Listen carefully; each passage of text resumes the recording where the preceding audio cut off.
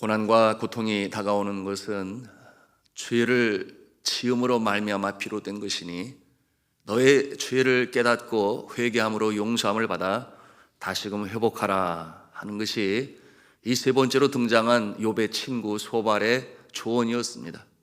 그러나 그 조언을 듣는 욥의 마음이 기쁘지 아니했어요. 소발의 의견은 앞서 말한 친구인 엘리바스와 그리고 빌닷의 이야기와 다를 바가 없었습니다. 오히려 그와 같은 조언은 욥의 마음에 더 힘들게 하고 어렵게 하였습니다. 여러분, 욥이 알고자 했던 의문이 무엇이었습니까? 왜 의인이 고난을 당하느냐? 그런데 그들의 답은 천편일률적으로 전통과 상식에 근거한 인과응보의 논리가 다였습니다. 까닭 없는 고난은 없다. 이유가 있을 것이다. 그러므로 지은 죄를 찾아 철저히 회개하라. 그러면 고난이 물러갈 것이다. 그것이 정답이라고 그들은 여겼던 것입니다. 이에 대하여 욥이 다시금 반론을 제기합니다. 그 내용이 이제 12장의 내용이에요. 욥이 말합니다. 누가 그것을 모르느냐? 나도 알고 있다. 다들 알고 있는 내용 아니냐? 여러분, 3절 말씀 우리 함께 보겠습니다. 같이 읽습니다. 시작. 나도 너희같이 생각이 있어 너희만 못하지 아니하니 그 같은 일을 누가 알지 못하겠느냐? 그러니 욥의 친구들의 조언이 도움이 되지 아니했습니다. 오히려 그의 마음을 힘들게 하고 아프게 하였어요. 여러분, 이 욥이 누구보다 선하게 살았다고, 의롭게 살았다고 하나님이 인정했습니다. 그것이 성경에 기록이 되어 있어요. 어제도 나누었습니다마는 여러분, 눈에 보이지 아니하는 자의 눈이 되어 주었다 그랬습니다. 다리를 저는 자의 발이 되어 주었다 그랬습니다. 부르짖는 빈민과 도와줄 자 없는 고아들을 위하여 도움을 베풀었다 했습니다. 욥이 그와 같은 모습으로 살았습니다. 억울함을 당한 자의 이 억울함을 풀어주기 위하여 송사를 하는 일을 도왔던 자가 욥이었으니 참으로 경건하고 의롭게 살았던 자 욥이었어요. 그런데 현재 그의 모습은 너무나 비참합니다. 세인들의 조롱거리가 되고 말았어요. 4절 말씀이 그 욥의 아픈 마음을 호소하고 있는데요. 우리 함께 읽겠습니다. 시작. 하나님께 불러 아뢰어 들으심을 입은 내가 이웃에게 웃음거리가 되었으니 의롭고 온전한 자가 조롱거리가 되었구나. 여러분, 이와 같은 모습 우리 주변에 없습니까? 선을 행하는데, 의롭게 사는데 오히려 거꾸로 어려움이 임하고 고난이 임합니다. 악한 사람들은 버젓이 잘 사는데 말이에요. 이 부조리한 모습 왜 없겠습니까? 우리 주변에 우리가 볼 수 있는 모습이에요. 여러분, 그와 같은 모습을 볼 때 여러분의 마음은 어떻습니까? 어떠한 생각을 갖습니까? 세상 삶하고 신하고는 별개인가 봐. 그러니 잘 살려면 적당히 꾀를 부리고 적당히 타협을 하고 적당히 챙길 것은 챙겨야 해. 이와 같은 생각 이 자리에는 한 분도 아니 계시리라 그렇게 믿습니다만, 때때로 그런 부조리한 이 세상에 대한 의문이 이 믿음의 사람들에게도 찾아올 수가 있습니다. 이것이 욥이 갖는 의문입니다. 연관된 내용이 6절의 말씀인데요. 함께 읽도록 하겠습니다. 시작. 강도의 장막은 형통하고 하나님을 진노하게 하는 자는 평안하니 하나님이 그의 손에 훈이 주심이시니라. 악한 강도의 장막은 형통하고 하나님을 진노하게 하는 자가 평안하고, 욥이 생각을 해요. 그런데 그렇게 하시는 분도 여호와 하나님 아니신가? 하나님은 생사오복의 주가 아니신가? 그런데 이 이해가 되지 아니하는 이 상황을 어떻게 이해해야 하는가? 욥이 자신에게 묻고 또 친구들에게 묻는 것입니다. 어쩌면 우리의 심령 가운데 그와 같은 질문을 가지고 있어요. 그렇지 않습니까? 의인이 고난을 당하고 악인이 잘 되는 모습을 우리가 보아요. 욥이 생각을 합니다. 이와 같은 모습에 대한 질문, 의문을 친구들이 해주기를 바라는데 친구들은 천편일률적으로 그저 인과응보에 관한 대답만 하고 있어요. 주 300년경에 마카리우스라고 하는 수도사가 살고 있었습니다. 그는 경건의 모범이 되는 사람으로서 동네 모든 사람들의 존경을 한 몸에 받았어요. 한 번은 그 동네에 한 처녀가 임신을 하게 되었는데, 처녀가 임신을 하게 되었으니 그 마을이 발칵 뒤집혔습니다. 아주 보수적이고 봉건적인 사회에서 그럴 수밖에 없겠죠.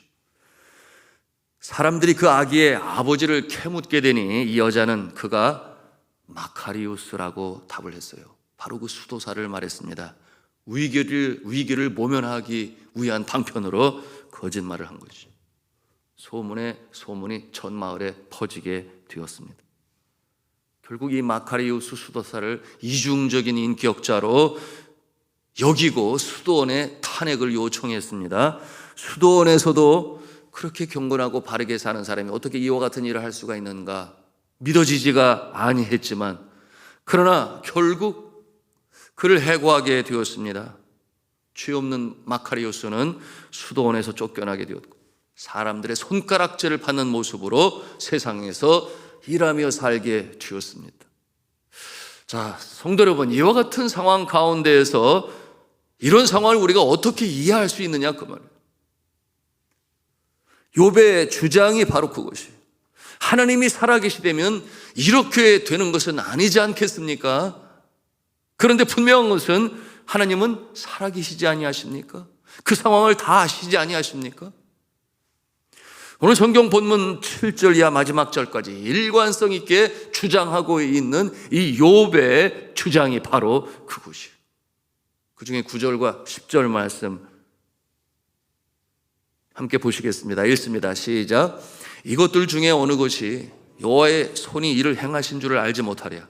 모든 생물의 생명과 모든 사람의 육신의 목숨이 다 그의 손에 있느니라.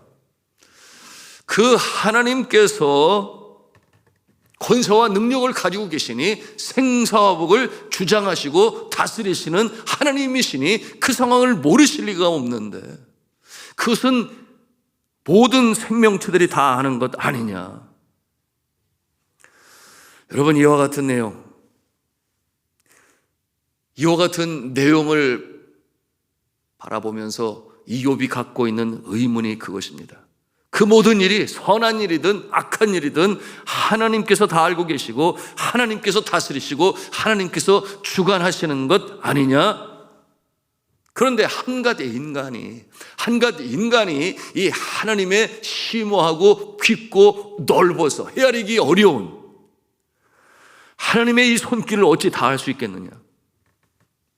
너희가 그처럼 설명하고 있는 그 단순 논리인 악한 자는 멸하고 선한 자는 잘 된다는 단순 논리로 어떻게 이 복잡한 상황을 그 오묘에서 헤아릴 수 없는 신묘막측한 일들을 다 설명할 수 있겠느냐? 그것이 바로 욥이 그의 친구들에게 반론하는 입장인 것입니다. 참 그렇지 않습니까? 시간이 지나고 나서야, 최종적인 결과를 보고 나서야 우리 인간은 비로소 그래서 그랬었구나, 그래서 그랬었어, 이와 같은 모습이 바로 이 한계를 갖고 있는 인간의 내일을 향한 생각이요, 여전히 무지한 모습인 것이죠. 여러분, 앞서 말씀드렸던 이 수도사 마카리우스의 이야기를 이어갑니다. 그처럼 누명을 쓰고 손가락질을 받으며 수도사직을 박탈당한 이 마카리우스는 낙심하지 아니했습니다. 그 상황 가운데서도 열심히 일을 하며 살았어요. 그런데 놀랍게도 그는 그처럼 거짓말로 자신을 누명을 씌우고 손가락질 받는 존재로 수도사의 직분을 박탈당한 그 여자의 이 생활비와 그리고 그녀가 낳은 그 아기의 양육비를 보내는 것이었습니다. 이해가 잘 되지 아니하죠. 왜냐하면 그 여자도 마찬가지로 부정한 여자로 낙인 찍혔기 때문에 살아가기가 어려웠기 때문이었어요. 시간이 그렇게 흘러갔습니다. 그럴수록 그 어머니의 마음은 너무나 힘들었습니다. 점점 더 양심에 가책이 되었어요. 견딜 수가 없었습니다. 마침내 이 여인은 대중들 앞에서 실토했습니다. 그 아기의 아버지는 따로 있는데, 마카리우스라고 하면 자신의 입장이 좀 더 나을 것 같아서 거짓말을 했다, 그렇게 자백했습니다. 진실은 밝혀지게 되었고 동네 사람들은 이 마카리우스를 더욱 존경하고 칭송하게 되었어요. 수도원에서도 그 수도사를 다시금 불러들이게 되었습니다. 사람들이 손가락질하고 누명을 씌울 때 왜 가만히 있었느냐 하는 질문을 이 마카리우스 수도사에게 하였습니다. 그때 마카리우스가 대답했어요. 하나님이 다 알고 계시기 때문입니다. 모든 것을 아시는 하나님께서 그 내용 상황까지도 다 알고 계시기 때문에 나는 하나님을 믿었습니다. 주께서 계획하신 때가 되면 다 알게 될 것이기 때문입니다. 하나님께서 모든 것을 알고 계시고 때가 되면 밝혀질 것이라고 하는 것을 그가 믿었기 때문에 그와 같은 모습으로 살 수가 있었던 것입니다. 성도 여러분, 당장은 알 수가 없어요. 여러분, 때로 하나님의 뜻은 너무나 깊고 깊어서 우리의 짧은 생각으로 다 헤아릴 수가 없어요. 요셉이 그러지 않았습니까? 그가 무슨 잘못을 했다고 마른 구덩이에 던짐을 당하고 옷 벗김을 당하여 그 사막길에 끌려 노예의 신세로 전락할 수 있었는지 그때는 알지 못했어요. 욥이 그러합니다. 그리고 예수님이 그러하셨습니다. 우리가 선을 행할 때에도 당하는 고난이 있어요. 그럴 때 성도 여러분, 우리는 십자가를 바라볼 수 있어야 합니다. 빈 십자가, 예수님이 달려있지 아니한 십자가, 십자가의 고난 그 이후에 부활의 영광이 있음을 우리는 빈 십자가를 바라보면서 그 예수님을 생각하고 참고 견뎌낼 수 있어야 합니다. 그러는 가운데 우리는 십자가의 깊은 영성을 이해하며 그러는 가운데 예수님을 닮아갈 수 있기 때문에, 오늘의 말씀을 통해 배우는 또 하나의 영적 교훈이 있다면 그것은 내가 잘 될 때, 내가 행복할 때, 내가 누구보다 성공한 모습으로 살아갈 그때에 가진 자의 마음으로 어려운 자들을 향해서 쉽게 판단하지 말아야 하는 것입니다. 요즘 말로 소위 금수저라고 그러죠. 금수저. 좋은 가문에서 여유로운 집안에서 태어난 사람들이 있습니다. 거기에다 머리까지 명석하면 뭐 당장 성공이죠. 자랄 때부터 명문으로만 다니고 사회적으로 남 부러울 곳 없이 살아가는 사람들이 가지고 있는 정형화된 멘탈리티가 있다 그랬어요. 뭐냐 하면 왜 그렇게 사냐 이렇게 질문하는 것이에요. 어렵고 힘든 자들을 향하여 왜 그렇게 살아야 하는데, 상대적으로 삶이 어렵고 잘 안 되고 나락처럼 떨어져 눕는 자들을 향하여 쉽게 판단하니 왜 그렇게 살아야 하는데 이해가 안 돼, 이와 같은 자세로 그들을 대하는 것입니다. 이 모습이 오늘 말씀 속에 등장하는 욥의 친구들의 모습이에요. 본인들은 몰라요. 현재 욥이 처한 그 극심한 이 고난과 고통, 이 자리에서 비껴가 있는 자들, 바로 욥의 친구들 아니겠습니까? 그러므로 슬픈 마음도 그 아픈 육신도 알 수가 없어요. 그 자리에 앉아있지 아니하니 모르는 것입니다. 그러므로 욥을 향한 그들의 언어는 마치 질책의 소리처럼 들리는 것입니다. 그런 말이 있죠. 눈물 젖은 빵을 먹어보지 않은 자와 인생을 논하지 말라. 들어보셨을 거예요. 여러분, 독일의 저명한 문학가인 괴테의 시 귀절 중에 한 부분을 인용한 것입니다. 눈물 젖은 빵은 가난이나 고통을 의미하죠. 그 가난과 고통을 직접 체험해보지 못한 사람은 참된 인생의 의미를 알지 못한다라고 하는 그런 표현인데요. 그런데 우리가 알아야 합니다. 괴테가 이 시를 쓸 때에 그 눈물 젖은 빵은 곧 성찬식에서 받는 그 빵을 이렇게 귀절해서 사용한 것입니다. 예수님의 살과 피를 상징한 그 눈물 젖은 빵이에요. 그러므로 이 식귀절의 뜻은 무슨 뜻이겠습니까? 그것은 바로 십자가의 의미를 깨닫는 것입니다. 나를 위하여, 나의 죄를 용서하시기 위하여, 나의 연약하고 부족함을 위하여, 나의 질병을 고치시기 위하여, 고난을 해결하시기 위하여 십자가에 달려 돌아가신 예수 그리스도, 그분의 그 십자가의 고난, 승리를 우리의 교만한 마음에 아멘으로 받아들이는 자들은 신비하게도 주님을 닮아가는 것입니다. 주님의 영성을 그 마음에 담을 수가 있는 것이에요. 그러므로 성숙한 모습으로 세상을 볼 수 있는 것입니다. 그의 성품으로 변화되니 삶이 어렵고 힘든 자들을 피로써 체휼할 수 있는 것입니다. 예수님과 같이 말이에요.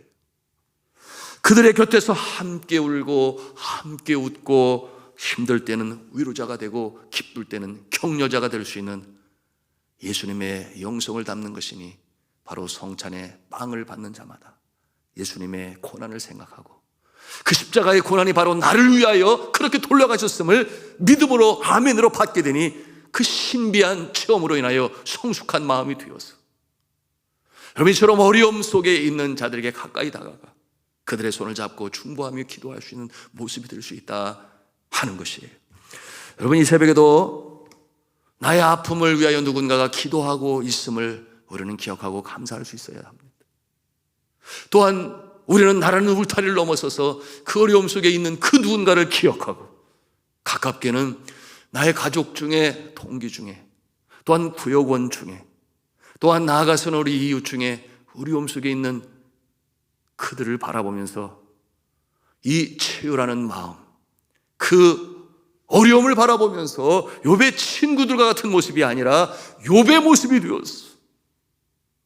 예수님의 마음을 가지고 위하여 기도할 수 있는 이 기도 시간이 되어서 정말 하나님께서 기뻐하시는 그 영성을 갖고 심령을 갖고 살아갈 때, 여러분, 우리의 가정에도, 우리의 일터, 우리의 사회, 교회 안에도 천국의 모형인 교회가 이루어질 수 있으니, 일에 쓰임을 받으시는 성숙한 모습, 예수를 닮아가시는 저와 여러분이 되실 수 있기를 저는 주 예수 그리스도의 이름으로 축원합니다.